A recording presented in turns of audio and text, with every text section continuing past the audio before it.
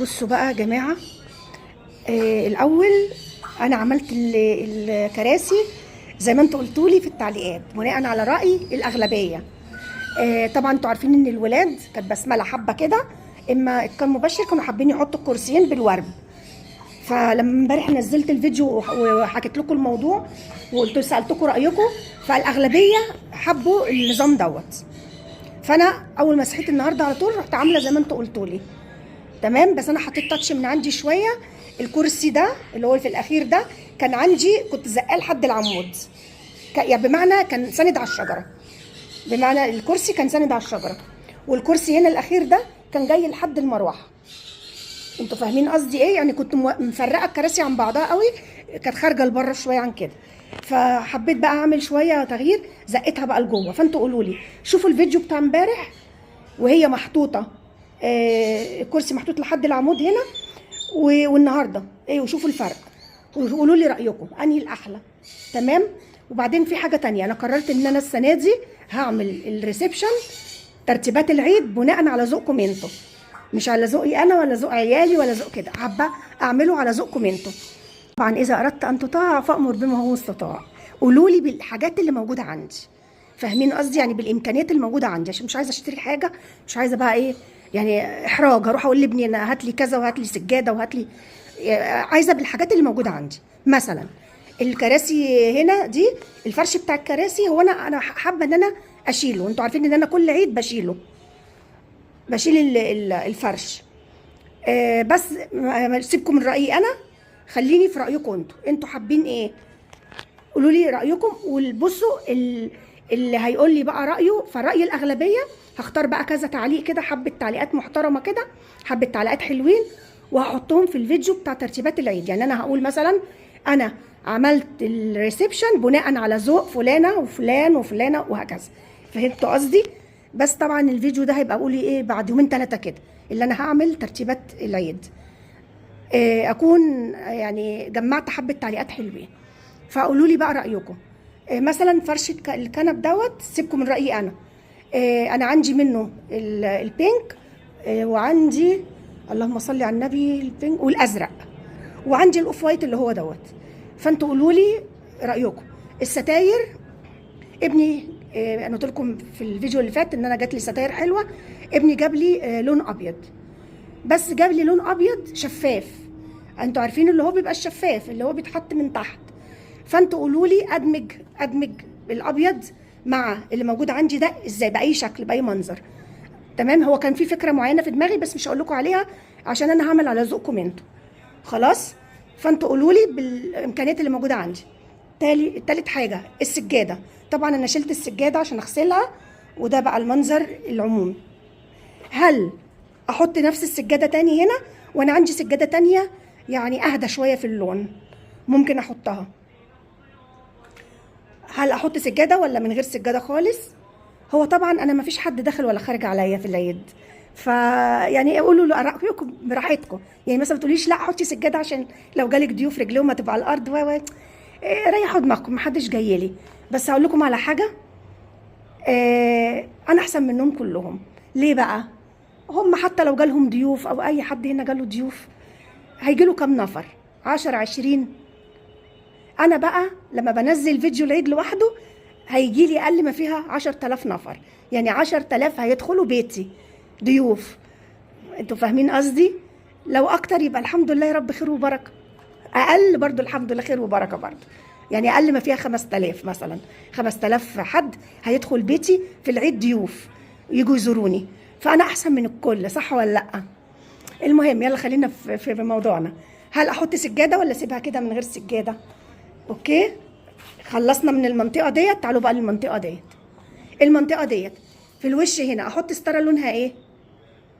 برضو انتوا عارفين الستاير اللي عندي الوانها واللي انا بشيل وببدل فيها. احط ستاره لونها ايه؟ هنا مفيش مشكله بالنسبه لي ان انا احط ابيض من غير طبقه سميكه، لان هنا انا مش مجروحه، لكن هنا ما ينفعش احط ابيض لوحده اللي هو الطبقه الشفافه، ما ينفعش عشان انا مجروحه. لان بصوا بقى، يعني انا مثلا هنا منزله، لو انا منزله الشفافه كده مش هبقى باينه برده من بره، بس طبعا بصوا اهو. فلازم يبقى تحتها الطبقه اللي هي السميكه اللي زي دي كده. فانتوا ادمج ازاي بين الابيض وبين اللي موجود عندي. اوكي. هنا برضو قولوا لي احط ستاره لونها ايه، معلش انا برغي كتير انا عارفه، انا ما بصدق بصراحه ربنا اتكلم. احط هنا ستاره لونها ايه. ماشي. والسجاده اللي تحت السفره اشيلها ولا اخليها؟ احط السجاده اللي هنا ولا ما احطهاش برضو؟ بس كده. وبناء على رايكم هعمل الريسبشن. قولوا لي التاتشات بتاعتكم. الشجره ديت اخليها في مكانها. شايفين انتوا عارفين الشجره دي اللي كان ادول جايبها لي، اللي متابعيني من مده هيبقوا عارفين. اشيلها من مكانها ولا اسيبها؟ عندي شجره اقصر شويه، هل اخلي الشجره الطويله ديت ولا احط الاقصر؟ بصوا الريسبشن بتاعكم، خلاص الريسبشن بتاعكم قولوا لي اعمل ايه واشيل ايه واحط ايه وكده. قولوا لي التاتشات بتاعتكم كلها. خلاص يلا بقى دلوقتي نخش عشان نعمل الاكل بتاع الفطار. مش عارفه النهارده هعمل اكل ايه بجد. انتوا عاملين ايه النهارده؟ هتاكلوا ايه النهارده؟ قولوا لي. يلا بقى ندخل نعمل الاكل بتاعنا واحكي لكم اللي حصل، والمكالمه اللي جات لي امبارح جات من مين، والمحتوى بتاعت المكالمه كان ايه. يلا بينا. النهارده بقى هنعمل كبده. تعالوا بقى نقطعها مع بعض واقول لكم حاجه حصلت مش هتصدقوني، حاجه يعني مش هتصدقوا. انتوا طبعا عارفين المشاكل مع مين بالظبط اللي حاصله الايام ديت. وهقول لكم بقى اللي كان حاصل في الفتره الاخيره، وانا يعني كنت شايطه منهم بسبب ايه. تعالوا بس اقول لكم اللي جد جديد. تخيلوا ان هما بيتواصلوا معايا علشان يتواصلوا معايا، بيقولوا لي هاتي الولاد وتعالوا في العيد. تفتكروا ليه؟ وتفتكروا انا هروح؟ لو انتوا مكاني هتروحوا يا جماعه ان انا هروح؟ تفتكروا هم قالوا لي تعالي ليه؟ وانا مش عرفني ان هم مش عاملين لي خطه زي ما عملوها ساعه ما جوزي توفى، من بعدها بعد ما توفى ب3 ايام، وخلونا رحت انا والعيال هناك على اساس ان هو عزا. مش عرفنا. لو انتوا مكاني هتروحوا؟ ولو انتوا مكاني عايزاكم تقولوا لي هتفكروا ايه؟ هتروحوا؟ قبل بقى ما تردوا عليا وتقولوا هتروحوا، كل حاجه قلت لكم هتبقى في وقتها، وهحكي كل حاجه في وقتها، علشان اللي هي كانت بتقول لي شكلك ما بتنسيش الاسيه، ولا شكلك ما بتنسيش مش عارفه ايه والكلام ده. قبل ما الواحد يتكلم يبقى يستنى يصبر على نفسه وهيعرف كل حاجه، وساعتها تقول. لو انت بقى تنسي، انا هحكي لكم حاجه كده وانتوا تقولوا هتنسي ولا لا. ده بغض النظر عن اللي انا حكيته لكم كله، يعني شوفوا اللي انا حكيته لكم كله ده بقى كوم، واللي جاي كوم. قبل رمضان يا بنات كنت في مركز تجاري بجيب حاجات انا والولاد. تمام. الولاد قالوا لي هندخل الحمام، وانا واقفه بره مستنياهم في نفس المركز التجاري، وانا واقفه مستنياهم. المهم لقيت واحده انا عارفاها يعني، لقيتها بتبص لي قوي كده، فكرتها تيجي تسلم عليا، لقيتها بصت لي وما سلمتش عليا. فانا قلت ايه، بسم الله الرحمن الرحيم، بسم الله الله اكبر. اعتذر طبعا، الكبده بتبقى مقرفه بتقطيعها ومقرفه بشكلها، فاعتذر، بس طبعا انتوا كلكم متعودين يعني على كده. بسم الله الله اكبر، بسم الله ما شاء الله. المهم فانا رحت بصلها وضحكلها، ضحكت قلت ايه يمكن مش واخده بالها مني ولا حاجه، فما اضحك لها يمكن هتيجي تسلم يعني. ثانيه واحده اغسل المنظر، انا اعتذر يعني يا جماعه عن المنظر، هغسل بس. انا عن نفسي يعني لما بشوف حد بيقطع كبده بقرف منها بصراحه. انا ما باكلهاش على فكره، انا بعملها للولاد لكن انا مش باكلها، بتبقى مقرفه بصراحه في شكلها استغفر الله العظيم يا رب، استغفر الله. هي ما بتحبنيش، مش انا اللي مش بحبها. المهم ضحكت لها، قلت عشان يمكن مش واخده بالها ولا حاجه. فلقيتها بتقول لي هان عليكي اجان قاسم. فانا مش فاهمه، هي كلمه تايلانديه بمعنى هان عليكي، بمعنى لان الكلام ما تيجي تترجمي مش بيبقى بنفس المعنى. مثلا هان عليكي او قدرتي تعملي كده فانا ما فهمتش المعنى، فقلت لها نعم تقولي ايه مش فاهمه.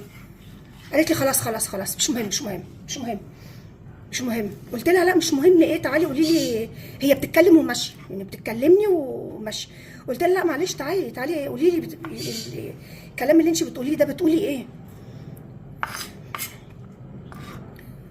راحت قالت لي ما اللي خلاها هن عليكي عيالك مش هيهون عليكي جوزك. قلت لها لا معلش بقى استنيني هنا بقى، مش هسيبك تمشي، قولي لي اللي انت بتقوليه ده ايه. قالت لي هو مش انت سبتي عيالك وبعد العده على طول رجعتي بلدك واتجوزتي كمان وسبتي العيال؟ قلت لها ايه ده ايه ده ايه ده، استني، مين اللي قالك الكلام ده؟ ما حصلش طبعا، مين اللي قال كده؟ امال مين اللي انت شايفاها دلوقتي قدامك دي؟ مين اللي قال لك كده؟ قالت لي خلاص اللي قال وخلاص. قلت لها لا مش هسيبك تمشي الا لما تقولي لي مين اللي قال. مين اللي قال؟ طبعا الكبده انا سبتها فكت، فعشان كده بقى بتطلع دم. لو ما كانتش فكت كانت جامده شويه، هي جامده برضو بس المفروض كنت قطعتها وهي جامده شويه عن كده، بس كان ورايا حاجات تانية، كان عندي غسيل. المهم اعتذر طبعا عن المنظر، اللي مش حابب المنظر يسمع يعني. بس هو انتوا كلكم في بيوتكم يعني، انا مش بعمل حاجه، كله في بيته بيبقى نفس الشيء يعني. ما بحبش التلزيق بصراحه، الياي ومش عارفه ايه والكلام ده، الانسان بيبقى فوقيه وتحتيه. المهم راحت قايله لي ثانيه واحده بس اغسل البتاع مره تانية.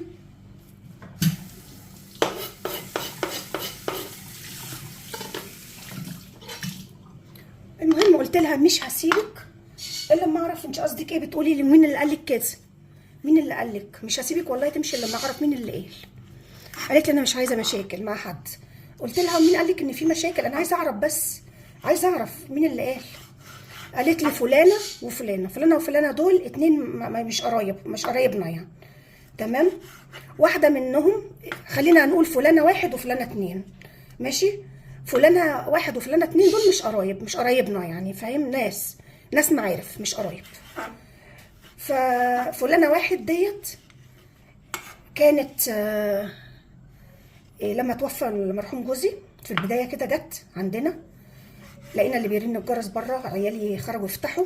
كنت انا بقى ساعتها ايه بقى، مش قادره اقول لكم. كنت طبعا انتوا عارفين، اللي كان متابعني عارف ان انا كنت تعبانه نفسانيا، وكنت حابسه نفسي في اوضتي، ما كنتش بخرج من الاوضه ولا بقابل حد ولا كده.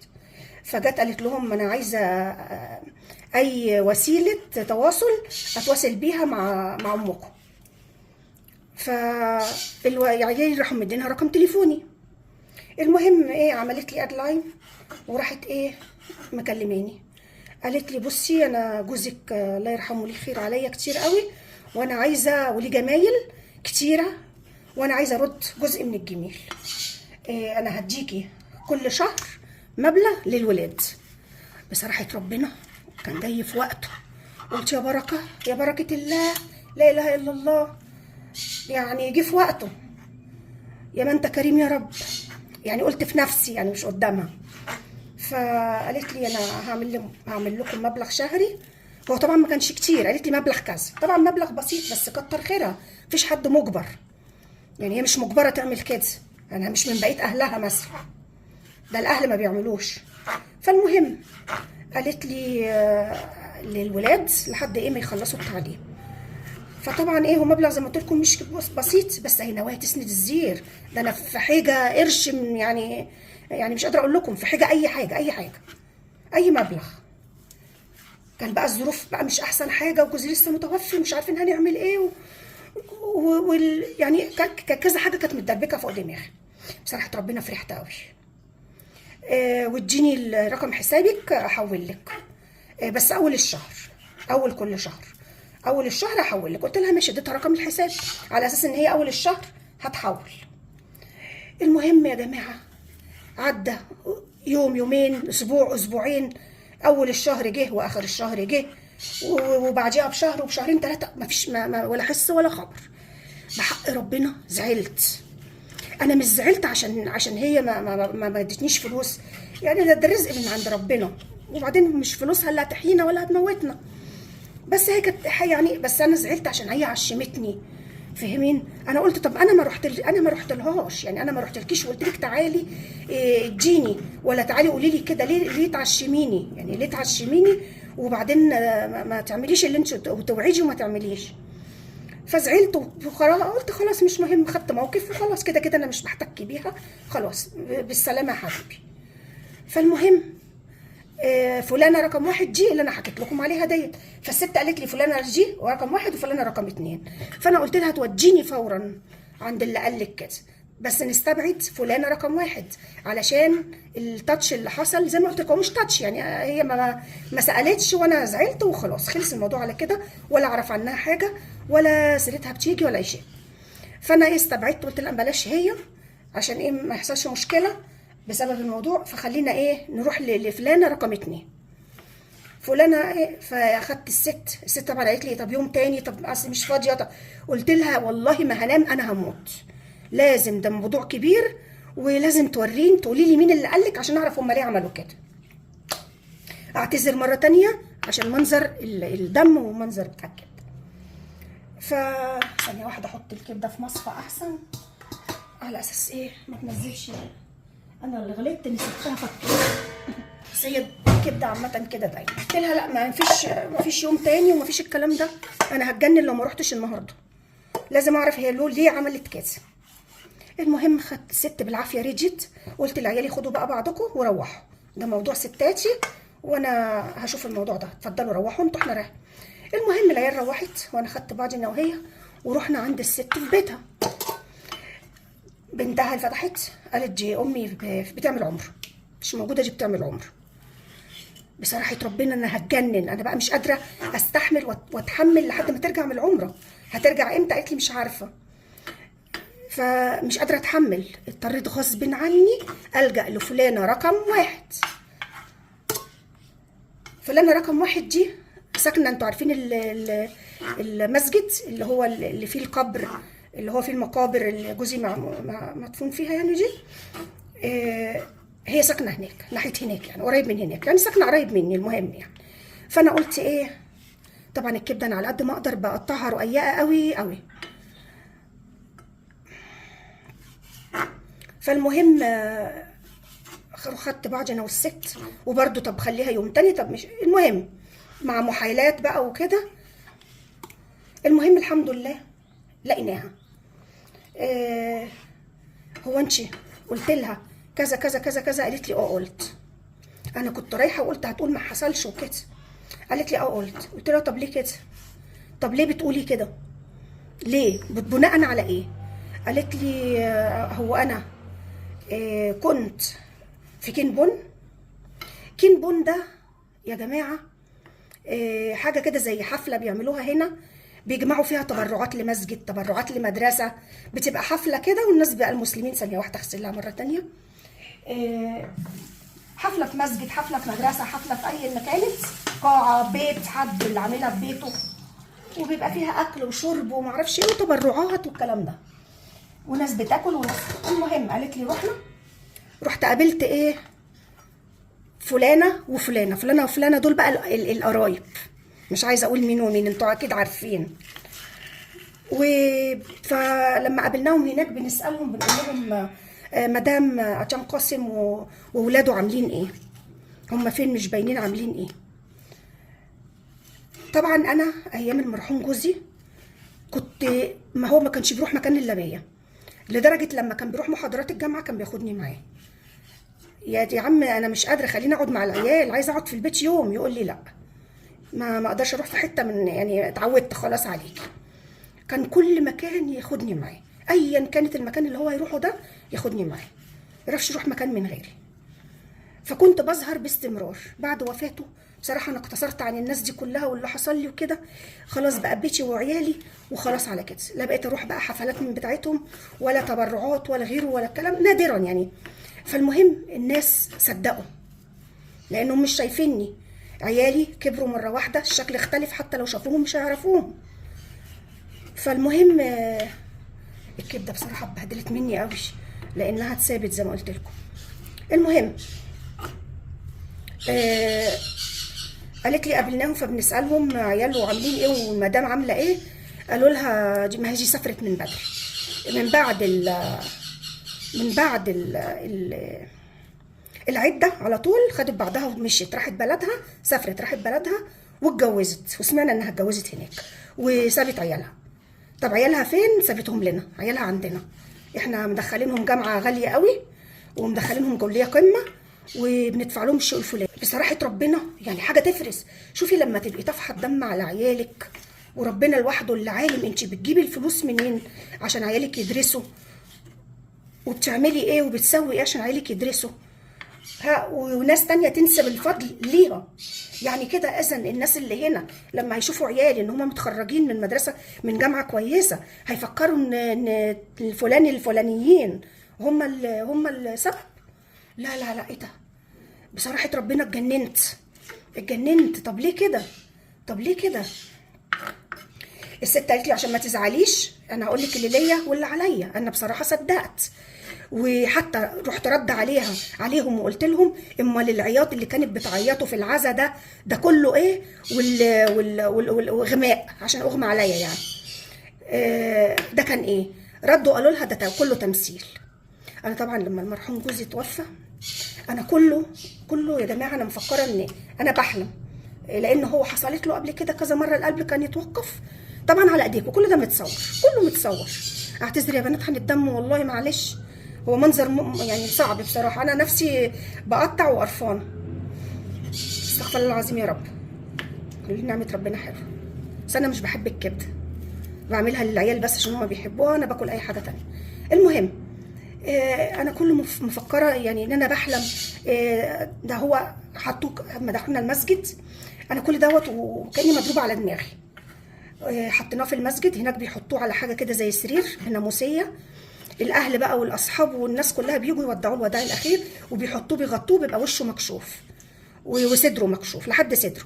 انا حاطه كرسي قاعده جنبه وبص على صدره، مهيالي ان في اي وقت هلاقي الصدر بيطلع وينزل، وكل شويه اقول لبسمله ايه بصي كده بصي كده. فانا قاعده بصه مهيالي ان هو هيتنفس. كل ده انا مش مصدقه، مش مصدقه. المهم ما صدقتش بقى الا امتى؟ فجأة لقيت الخشبة داخلة. أنا لقيت الخشبة داخلة من هنا، حسيتش بنفسي. ما حسيتش بنفسي بقى إلا إمتى؟ لقيت نفسي بعد ما حسيت وفقت، لقيت نفسي واقعة في الأرض بتاعت المسجد والناس ملمومين حواليا، وراسي على رجل ابني فرقان.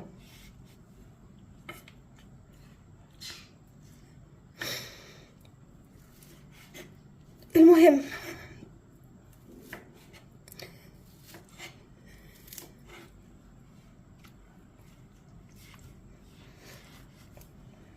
الست ما تسألهم وتقول لهم والعياط اللي كانت بتعيطوا وده، يقول لها كله تمثيل، يبقوا يمثلوا زي يا رب.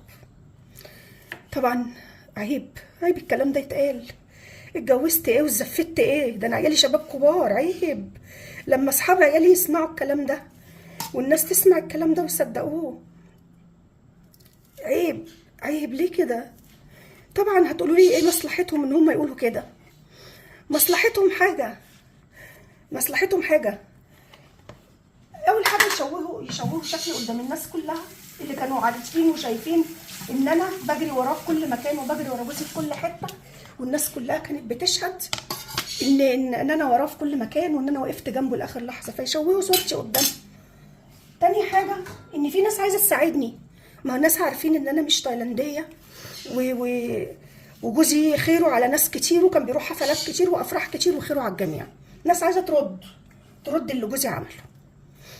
فالمهم الناس بقى اللي هي عايزه تساعد، اول حاجه مش هيساعدوا لما هيسمعوا كده، مش هيساعدوا.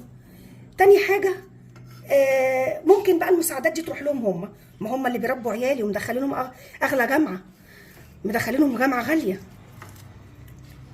والله اعلم الاسباب، بس هو ده اللي انا يعني توقعته، يعني اللي انا متخيلاه. امال ليه هيقولوا كده؟ يشوهوا صورتي. وفي نفس الوقت ده كان في ناس كانوا بيدرسوا في مصر انا عارفاهم معرفه شخصيه، وكان اصحاب مع جوزي وما جينا تايلاند وهم رجعوا تايلاند. كنا على يعني على مقربه من بعض يعني كاسره، هو ومراته وعياله. واحنا الناس قطعتني، الناس ما بقوش يجوا، الناس ما حدش بيسال فيا. الله اعلم قال لهم ايه، قالوا لهم ايه عشان الناس تعمل كده والناس يشوفوني يقطعوني ويقطعوا عيالي وليه ده كله ليه؟ بصوا، هو موضوع ان انا مشيت كان في بدايه ما جوزي توفى. انا سمعته من الناس ان هم قالوا ان انا سبت عيالي ومشيت، وهم اللي بيربوا العيال عندهم. بس ما كانش موضوع الجواز ده ظاهر، ده قله ادب وقله قيمه. عيب ده، انا عيالي شباب كبار، لما عيالي يسمعوا الكلام ده ولا اصحابهم يبقى هم منظرهم قدام صحابهم ايه؟ عيب. ليه كده؟ فبصراحه اتضايقت قوي من الموضوع ده. ولا وليهم جرأة ان هم بيتواصلوا معايا حاليا عايزيني اروح في العيد. تفتكروا عايزيني اروح ليه؟ يعني انتوا قولوا توقعاتكم، وانا كفايه كده مش هعمل اكتر من كده. انتوا قولوا توقعاتكم، وانا عشان انا شهادتي مجروحه، بس انا بقول لكم اللي انا حاساه. يعني انتوا قولوا لي لو انتوا مكاني هتروحوا. اعتذر طبعا، منظر مش حلو خالص. همسح دلوقتي بس الكبده اهي ما شاء الله. هعمل بقى الدقه بتاعتها. قولي بقى لو انتوا هتروحوا، لو انتوا هتسامحوا. حط توم، اعمل خلطه كتير شويه. طبعا هو المفروض التوم فصوص، بس انا ما عملتش حسابي في الموضوع ده وفرمت التوم كله، ما سبتش كام فص يعني فرمه فانا اضطريت ان انا مضطره يعني احط توم فصوص، توم سليم. احط بقى البهارات. فلو انتوا قولوا لي، لو انتوا هتسامحوا، لو انتوا هتروحوا. بس الموضوع ده بجد اذاني جامد قوي وتعبت منه قوي. الموضوع ده اذاني وتعبت نفسيا منه، والله العظيم ربنا ما يعلم بيا. انا بطلع يعني انا بفضل اتكلم قدام ولادي واضحك وما فيش اي حاجه، ما بتكلمش الا معاكم بقى لما هم بيروحوا على الجامعه. تتقفل بقى الباب عليا، اقفل الباب. طب اقفل الباب والله العظيم. طب اقول لكم على حاجه، اقسم بالله الموضوع ده حتى اختي ما تعرف، لان ماما تعبانه واختي فيها اللي مكفيها، شايله كل حاجه لوحدها، فانا هزود عليها واقول لها اللي بيحصل واللي ما بيحصلش. والله العظيم اول مره هتعرفوا النهارده لما تشوفوا الفيديو ده. يعني اختي اول مره هتشوف الفيديو هتعرف زيها زيكم بالظبط، اقسم بالله. طبعا هو المفروض ان يبقى فيه فلفل رومي. انا ما عنديش فلفل رومي، بس عندي فلفل حراق. بسم الله الرحمن الرحيم. اللي هو الفصول، اللي هو ده حراق جدا، بس بقى ايه، لو طبعا 2 كفايه عشان ده حراق قوي. الواحد بيتصرف بالمكونات اللي موجوده عنده.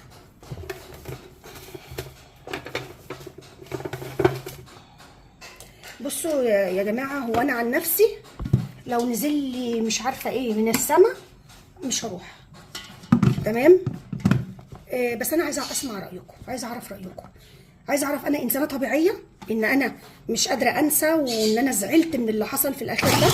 بصوا كل اللي حصل لي كوم، وان هم خدوا حقنا كوم، وكل حاجه كوم، واللي حصل في الاخر ده كوم. هاخد نص الخلطه بس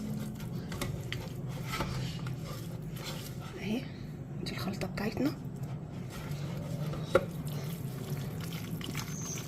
لو في بقى الفلفل الالوان هيبقى حلو قوي بقى، بيدي بقى اللون كده في الكبده، بيديها منظر حلو قوي. وتمام، هسيبها بقى كده تتبل ساعه، نص ساعه.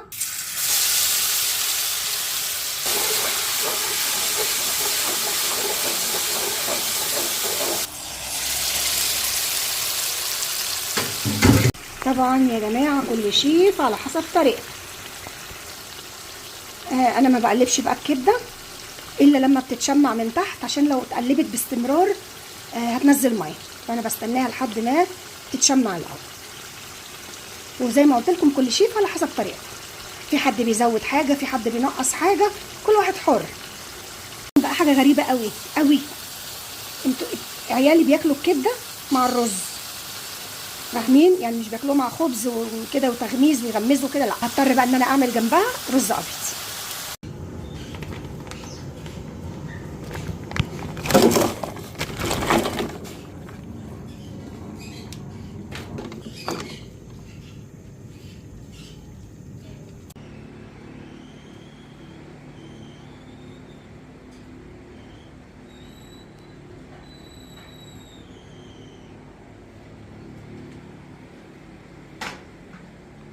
طبعا دي بقيه الشوربه بتاعت امبارح. تمام، دي شوربه بالصوص التايلاندي. بسم الله الرحمن الرحيم. الكبده بتاعتنا بروتين. تمام. والنهارده هناكل مع رز ابيض. هات بقى الرز.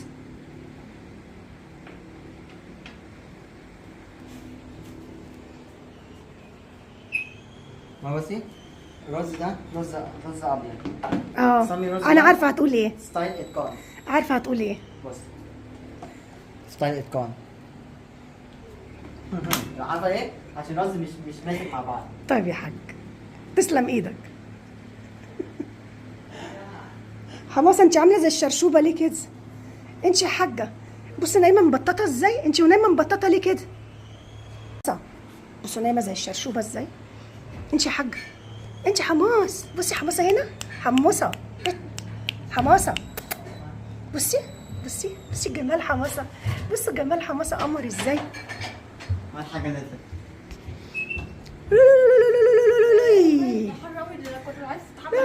انت رجعتي متاخره قوي. استحمى بس ايه بعد الفطار، بعد الفطار. مين كتبت صح ولا لا؟ انت ايه كتبت عرب. كتبتي عرب؟ بصوا كانت عندها النهارده محاضرات، فقالت لي ايه هتخلص محاضرات وهتروح مع صاحبتها عيد ميلاد صاحبتها. فايه انا نسيت اسالها قبل ما تمشي، يعني هتفطر معانا ولا هتقعد تفطر عند صاحبتها؟ انا مش عارفه بس احنا رجعنا هي جايه في الطريق، ابعت لها اقول لها ايه يا بسمله هتفطري بره؟ خلاص الساعه 6 اهي، هتفطري بره ولا هترجعي؟ يا بنتي انت عند صاحبتك يعني انت دلوقتي تكتب لي بالعربي، تكتب لي بالعربي. كنت في العربيه ميكروباص يعني واللي انت كنت كاتباه ده عربي؟ عربي. يا حول الله يا ربي. اقول لها ايه؟ اقول لها اكل معاكي. قلت اكل معاكي. هو دي كلمه اكل معاكي دي؟ ولا اكل يا بنتي هترجعي ولا هتقعدي عند صاحبتك؟ تكتب لي اكل، يعني ايه اكل اصلا؟ وقلت معاكي اكل وبنام تحت معاكي. ماشي اوكي. هو بالنسبه ان هي بتحاول تكتب عربي تمام ماشي. اي نعم، بتخلي السين صاد والصاد سين والزين ظ. كنت صح ولا معاكي؟ معاكي ماشي مظبوط. قلت كلت معاكي. ماشي مظبوط. طب اشتهجيها. ايه؟ اشتهجيها. مين عين معاك. يعني قولي الحروف بتاعتها. يعني معاكي ولا معاكي. ميم. انا عارف. عين. وقاف. وكاف. الكاف. ايه؟ الكاف معاكي. سيبها هي تقول براحتها. الكاف. لا في مد معاه يعني الف. ايوه معاه الف. والكاف. والكاف صح كده. كده بس. بصوا هي بتحاول عارفه كلمه وحشه كمان. بتجيبيها منين؟ ده انا هطين عيشتك. كلمه عاديه يا امي، الناس العرب بيحبوا يستخدموها. مالكيش دعوه انت، حد بيحب يستخدم ولا بيستخدم، المهم احنا بنحب ايه. ماشي يا بسمله ماشي، بس انا بحب استخدمها. انا كبيري ما بشتمكم بقول لكم يا جزمه اهو. ايوه هي دي الكلمه وحشه. طيب ما هي دي هي كبيري، هي الشتيمه بتاعتنا هنا كده، ما ده كبرنا. طب اكل، انت كتبتي لي كلمه اكل، يلا اسبل. اكل. عين. اكل. عين. تبقى عين. الف الاول. الف. اه لام. لام.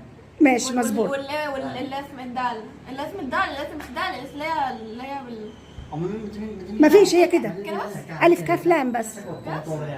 مش عارف. طيب ايه تاني؟ سمك. سمك. صاد. سين. سين. ميم كاف. اسكت انت. سمك. سين الف. لا سمك على طول صح. سين ميم. صح. واللي هو القاف. لو مش كده بس. هي بتتلخبط بين الكاف والقاف ماشي. الظا والزين الحاجات اللي هي بتبقى قريبه من بعضها، بس يعني كمحاوله اتعلمت لوحدها. هي بتتعلم لوحدها عن طريق الانترنت، فكمحاوله لا شاطر، برافو عليكي. حلو. محتاجه كاف سمك سين لكن قاف. طيب مثلا ماشي سمك. ايه تاني؟ ايه تاني؟ كبده. كبده. القاء تاني. ماشي. اه كا الدال كب. الباء ايوه والدال ده الدال والضاد برضو بتتلخبط فيهم. واللي هو بالطاء اللي هي الت مربوطه. ت مربوطه زي كده، زي في كلمه ايه، زي في كلمه بسمله. عارفه اللي هي كده اللي هي ايه كحكه وعليها زي ما كنت بقول لأدل وهو صغير. كحكه مقفوله، طبق مقفول، طبق وفيه تفاحتين. ايه ما هي إليس، هي إليس، هي اسمها كده، اسمها ت مربوط. لا اي حاجه اللي فيها ده لم في الت. ايوه كده. طب مين قالها لك؟ انا اللي قلتها لك دي. لا انا اللي قلت لك ساعه ما قلت لك بسمله. ماشي. قولوا لي يا لهوي فاضل دقيقتين. قولوا لي في التعليقات بقى لو عايزين بسمله تسبل او تشتهج اي كلمه اكتبوها لي في التعليقات وقولوا لي خلي بسمله تشتهجها، عشان هي اللي بتحب تتعلم عربي، هي اللي بتحاول لوحدها. اوريكم القوقع بتاعنا النهارده، استنوا بصوا القوقع. نص الفول. يا سيفود. بصوا القوقع بتاعنا النهارده، واو. وده الصوص اللي بيتاكل معاه. بس هسيبكم بقى دلوقتي، خلاص فاضل دقيقه، هسيبكم واروح انضم للولاد.